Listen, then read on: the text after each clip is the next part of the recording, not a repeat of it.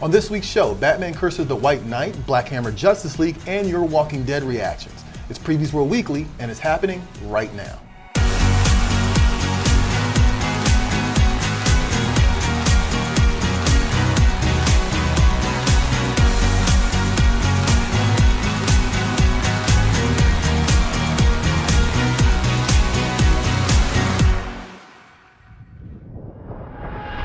What's up, Previews World? It's Wednesday, it's New Comic Book Day, which means it's time for Previews World Weekly. I am one of your hosts, Troy Jeffrey Allen. And I'm Thea, and as usual, we're here every week to remind you guys to stop at a comic shop and get involved in what's happening in the world of comics. And if you are watching the show right now and you enjoy what you're seeing, be sure to subscribe and hit that like button so that you can keep the nerd news rolling. So, people do this thing every week, well, not every week, but every time a Marvel movie comes out, they say it's the greatest Marvel movie ever. Of course. And Buzzwords. Buzzwords, right, yeah. I mean, that's really what it is. Like, it's a pull quote, right? Yeah. But I saw Far From Home. Thought it was okay. Yeah. Yeah. What did you think? I enjoyed it thoroughly. I mean, it's certainly not my favorite, right? Yeah. But I thought it was up to par with all the rest of the goodies that we've had in the past decade, right? True. It's definitely a solid Spider-Man movie. We're not going to do any spoilers. I'm just going to do just some broad statements here. Yeah. Like when I saw Homecoming, I didn't quite like it, and then I saw it a second time, I did like it. Oh. So if I see Far From Home again, I probably will like it. It seems to be the They grow on you. Right, yeah. The one that surprised me that did that for me was actually Guardians of the Galaxy. Interesting. Yeah, okay. I can see that. The second one, actually. Oh, the second one? Yeah, the second one. Oh, okay, gotcha. It took me a second to warm up to that one. I actually love that one off the bat, actually. Yeah. They did cool things with Mysterio and Far From Home. Yes. Legit, there's two bits in the film where it's like, oh, whoa, they're actually doing Mysterio. This is insane. Yeah. One thing I felt about Homecoming that I think this movie solidified is this might be me being an old nerd, but I feel like the movies move a little too fast. Oh.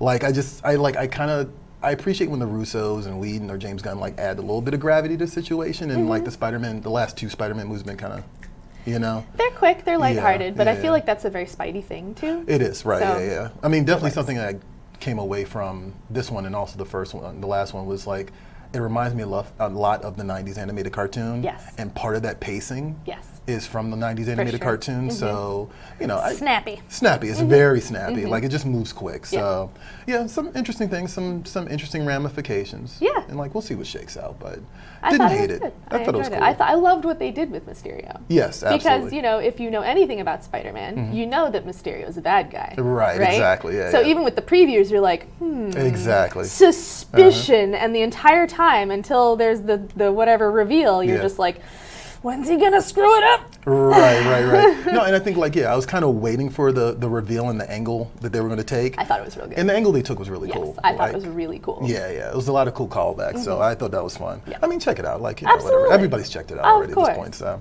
one thing I did want to point out, I want to just state up front, this is a rumor. Yes. But given the current state of things, I kind of feel like there's some validity to it, and quite a few creators have come out not against this, but have come out and said that this is what's happening. There's a rumor going around that Mad Magazine is done, it's going to close shop. It's currently a DC Comics. DC made it clear early on that they were going to consolidate a lot of things. And I mean, I know, again, just like the Vertigo thing, people are a little, not salty, but just sad about it. Because I know there's a lot of nostalgic anchors to Mad Magazine. Of course. So, I just want to give that a nod because I don't know if we'll ever get any official word about it. Right. I have a feeling that maybe it'll just be one of those things that just kind of dissipates. Flies under the radar, right. And I mean, DC's probably going to do Mad Magazine archival collections and all this other stuff. Sure. I used to love Spy vs. Spy when I was a kid. Of course. And truthfully, Mad Magazine was how I got movie reviews. Nice. Because they would always spoof everything, but there would be these heavy criticisms in between the spoof itself. Sure. So yeah, I don't know. Hopefully we'll hear something about it. It'd be nice to just at least talk about it a little bit more and have a little closure, as it were. Right, and some detail. I mean, they gave Vertigo a little hat tip, so maybe they'll do the same thing to Mad Magazine. We'll find out. We'll see. But as far as the comics are actually in comic shops now, Anime is here, and she's going to show you what's available at your local comic shop. And when we come back, we'll give you some of our picks and some books you should check out. Here we go. Hey Previews World, Mia here, with a look at what's at comic shops for the week of July 10th, 2019. So let's jump on in.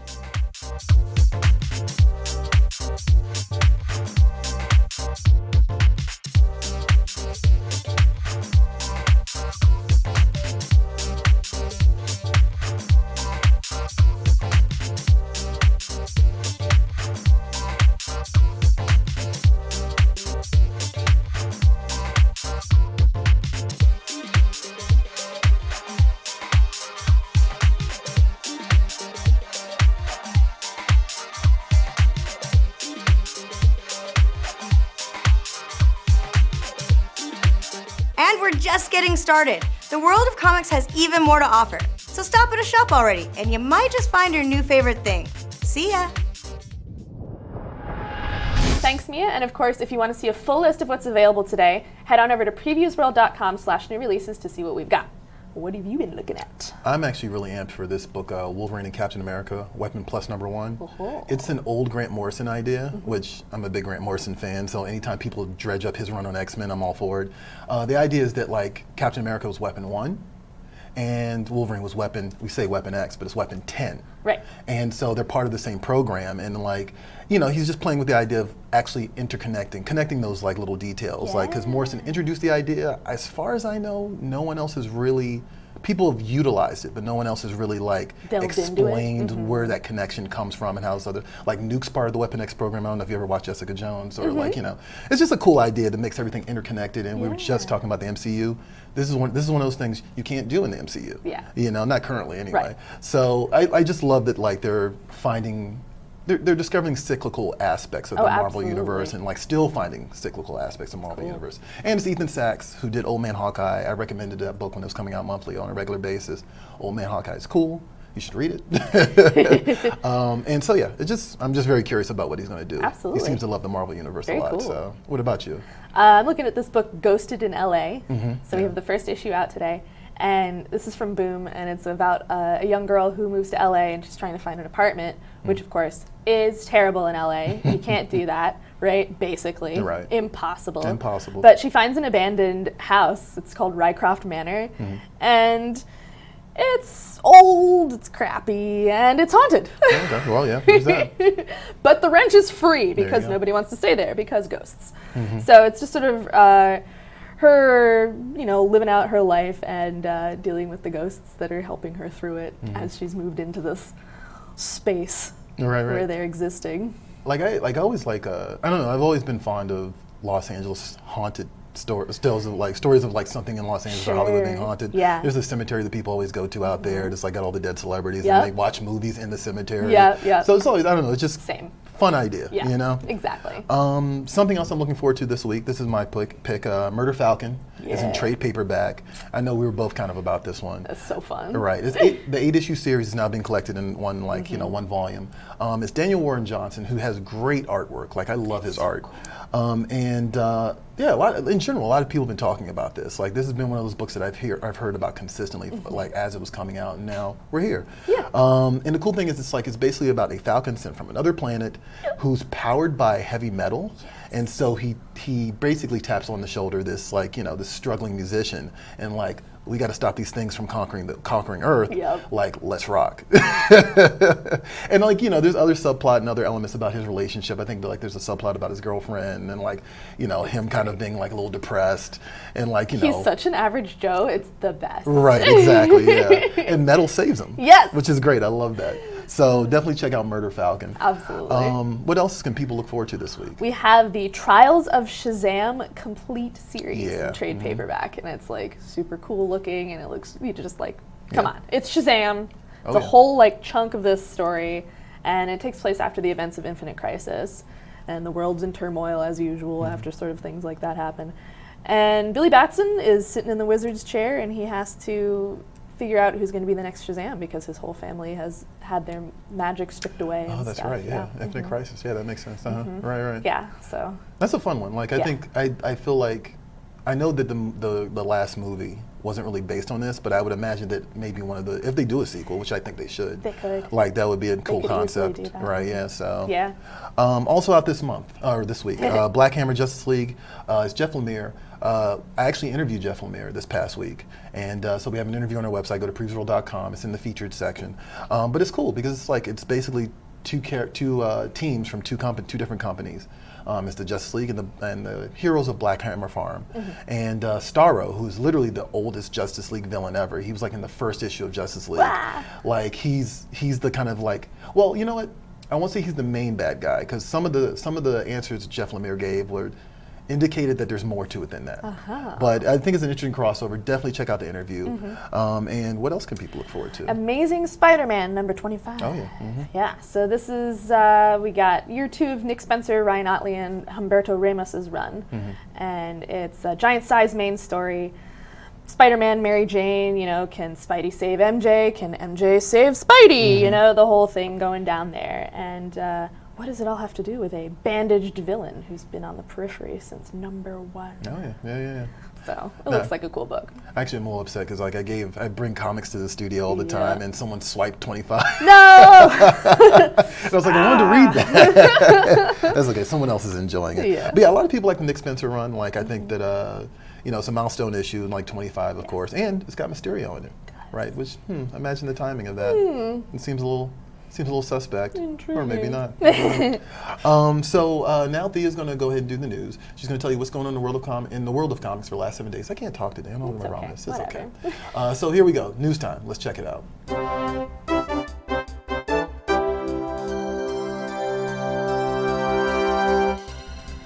Boom Studios is proud to kick off the Road to San Diego, a 10-day, 10-announcement spotlight on the most exciting comic book and graphic novel news in advance of Comic-Con International in San Diego. With the announcement of the first ever Buffy the Vampire Slayer and Angel event series, Hellmouth.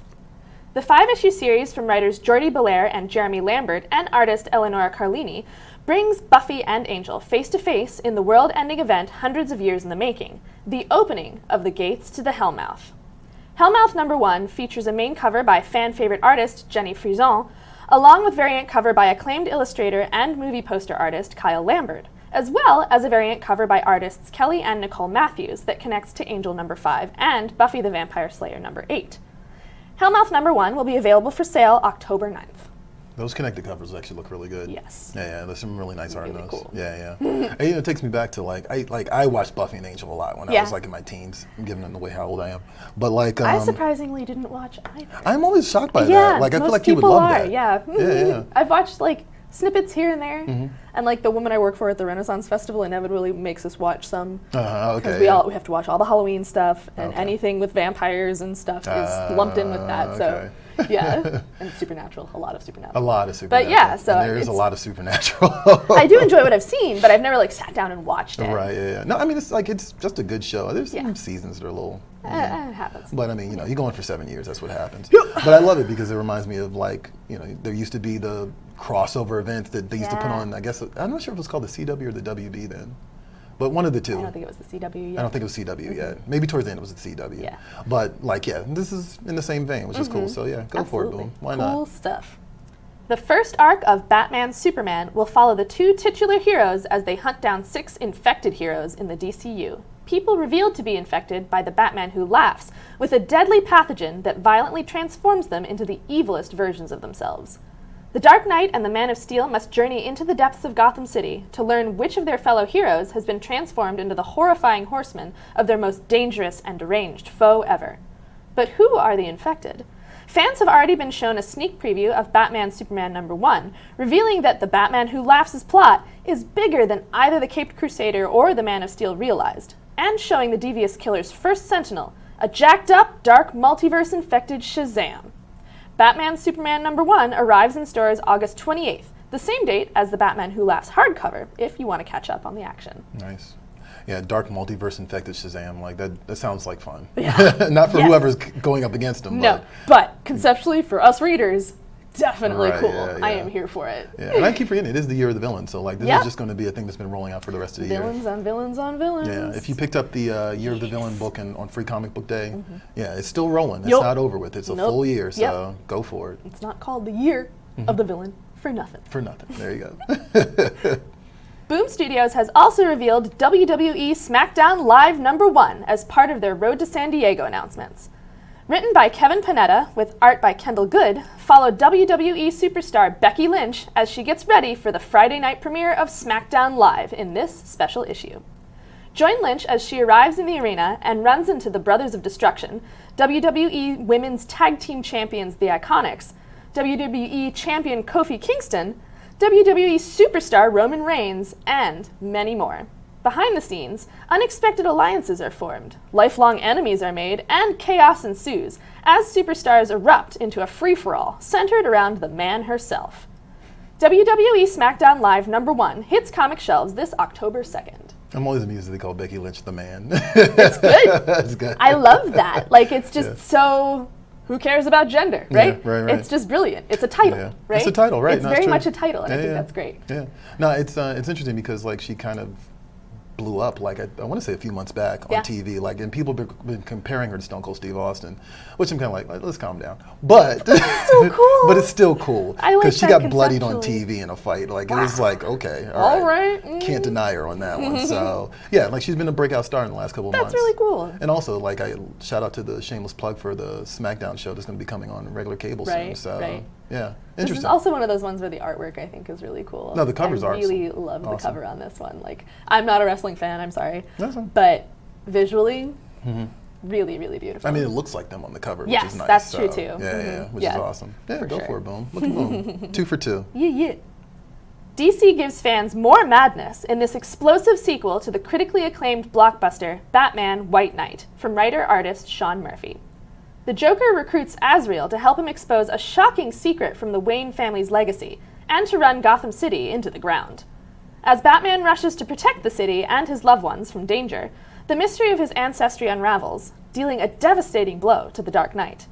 Exciting new villains and unexpected allies will clash in this unforgettable chapter of the White Knight saga, and the truth about the blood they shed will shake Gotham to its core. Check out Batman, Curse of the White Knight #1 in stores July 24th. Yeah. Now, I know a lot of people looking forward to this, and like, I know Johnny's looking forward to this. So like, yeah. But like, it's cool because I did an interview with, it's cool for a lot of reasons, but I did an interview with Sean Gordon Murphy recently. Nice. And he gave us a breakdown of the process behind the first White Knight series, which was like a fan favorite, like hands down. Yeah. And he gave us a sneak peek at Curse of the White Knight. So yeah, Nice. definitely keep an eye out for that. And actually check out the interview because it's actually really interesting. Just, finding the artistic process behind, I love that. like, what is pretty much like one of DC's biggest titles of the year. Yes. So definitely check that out. sure. But it's time for toys. It is. Natasha's here. She's going to show you what's inside the previous toy chest, and then when we come back, we'll give you an opportunity to win something. I'm not going to tell you what it is. You got to keep watching. Check it out. Hey Previews World, Natasha here, and I'm going to give you a look at the new toys and collectibles in stores today. Here's your Previews toy chest for the week of July 10th, 2019.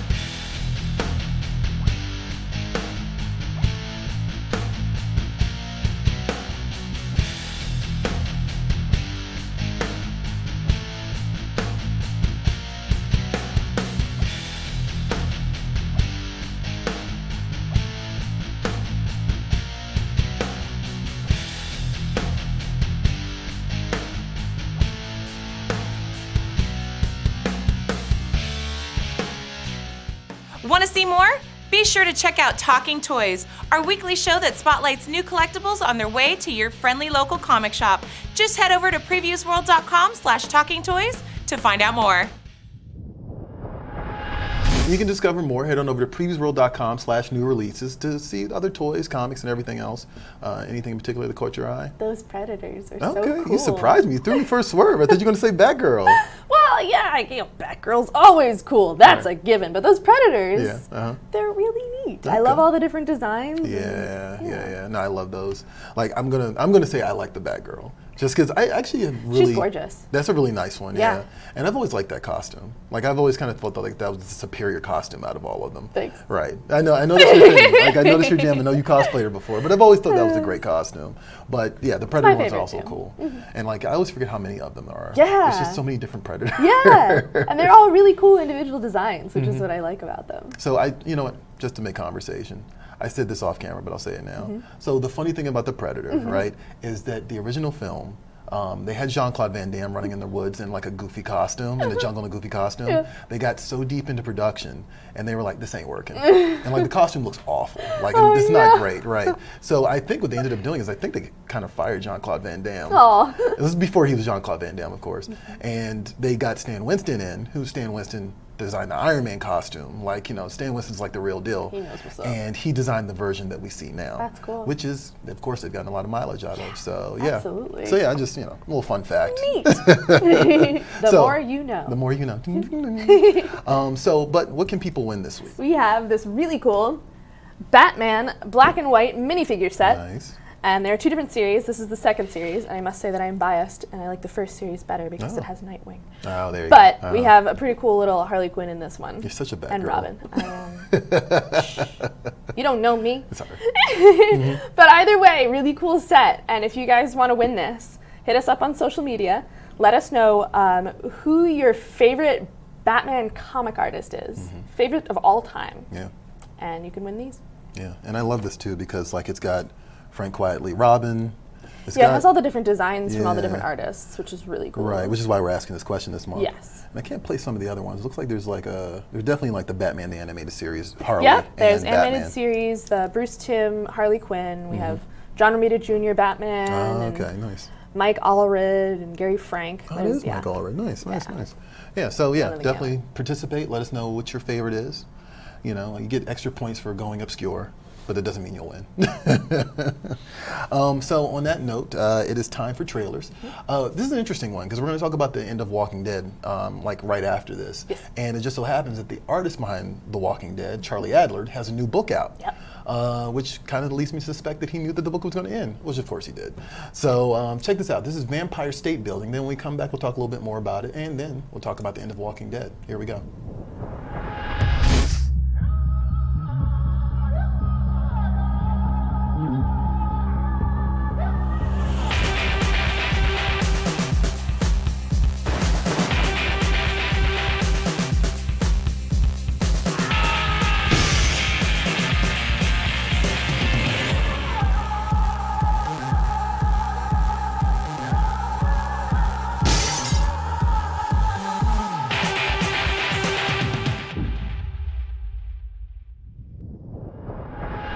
So that was Vampire State Building from Ablaze Publishing, and another shameless plug. I did an interview with Charlie Adler and the writers of the book, and it's actually kind of cool because it's.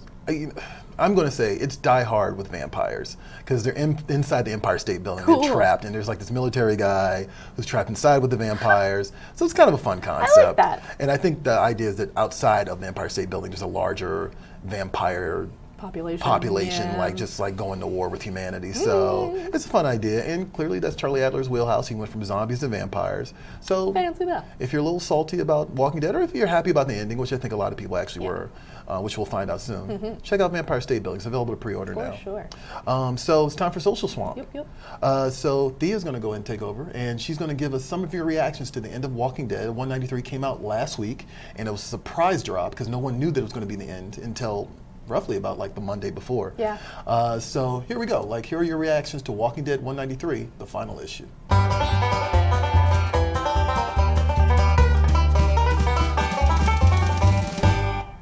So we have a handful of reactions from you guys on the Walking Dead 193, which is, of course, the end. Yeah. Finito. Right. Done.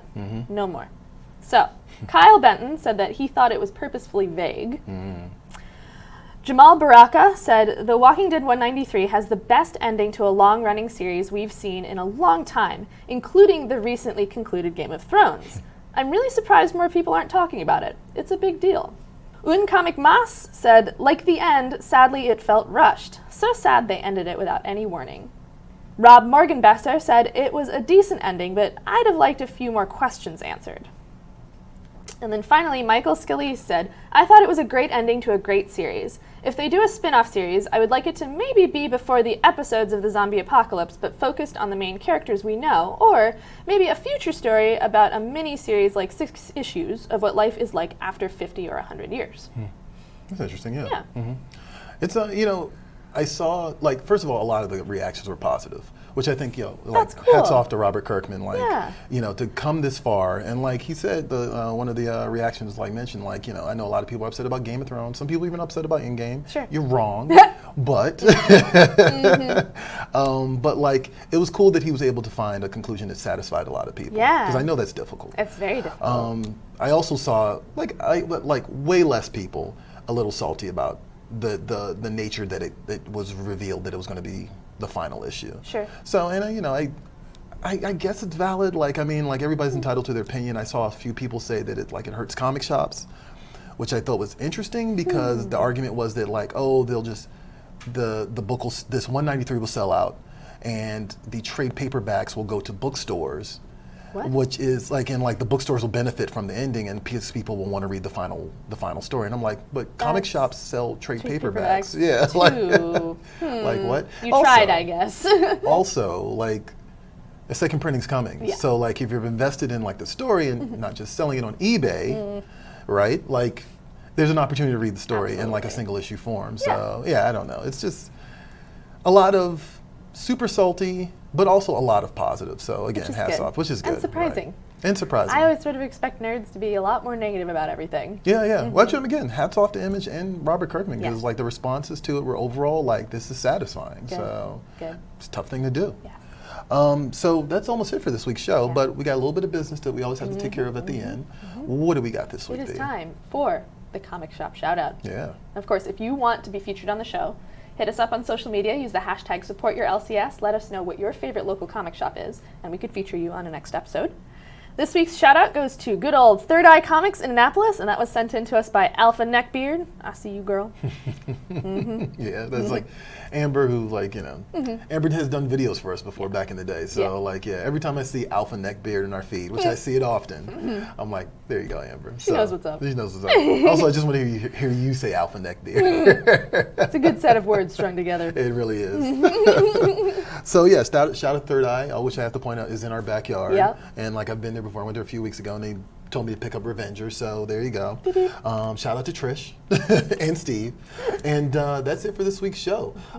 Check out Third Eye Comics, and I am Troy Jeffrey Allen. And I'm Thea, and we'll see you at the spinner rack.